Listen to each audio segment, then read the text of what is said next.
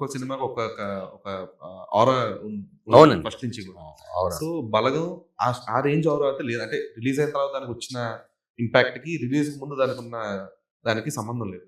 So ఇప్పుడు మీకు obvious గా చిన్నపాటి కంపారిజన్ అయితే వచ్చేస్తుంది. ఎందుకంటే మీరంతా Definitely. ఫ్రెండ్స్ ఇదంతా.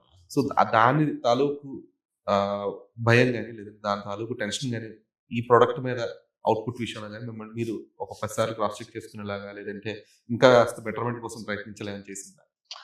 అంటే ఏ కథకి ఆ కథేనండి. Hmm. బేసిక్గా నేను వేణుకు కూడా ఈ కథ చెప్పాను. నేను బాగుంది అన్నాడు. 2-3 ఇంటర్వ్యూస్కి వెళ్ళినప్పుడు కూడా ఎవరైనా అడిగితే చాలా మంచి కథ అని తను కూడా చెప్పాడు. అయితే నేను ముందు అది పెట్టుకోకూడదు అనుకున్నానండి. ఎప్పుడైనా సరే ఏదో ఒక దాని పై స్థాయికి వెళ్ళాలని మనం పెట్టుకున్నప్పుడే ఆ ప్రోడక్ట్ మనం కిల్ చేసేస్తాము. మన ప్రోడక్ట్ మనదే. మన ప్రోడక్ట్ లో ఉన్నటువంటి అంటే మన దగ్గర ఎంత చపాతీ పిండి ఉంటుందో దాంతో ఎన్ని చపాతీలు చేయగలమే చూడాలి తప్ప ఈ మెంబర్ ఆఫ్ చపాతీలు చేసేద్దామని చపాతీ సైజ్ తగ్గించకూడదు కదా. నేను అలా పెట్టుకోలేదండి. ఇది తండ్రి కొడుకులు, ఇది ఒక యూనివర్సల్ ఎమోషన్. ఈ ఎమోషన్ కూడా బాగుంటే అందరు చూస్తారు అని. కాకపోతే మీరు అన్నట్టు నా ఫ్రెండ్ వేణు అవడం, బలగం లాంటి ఒక పెద్ద సూపర్ డూపర్ హిట్ సినిమా తీయడం వల్ల తనను చూసి నేను డైరెక్టర్ అయ్యానేమో అని అనుకునే వాళ్ళు ఉంటారు.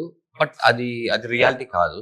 నాకు ఒక చిన్నది ఏంటంటే, నేను తన పేరుని ఎక్కడ చెడగొట్టకూడదు.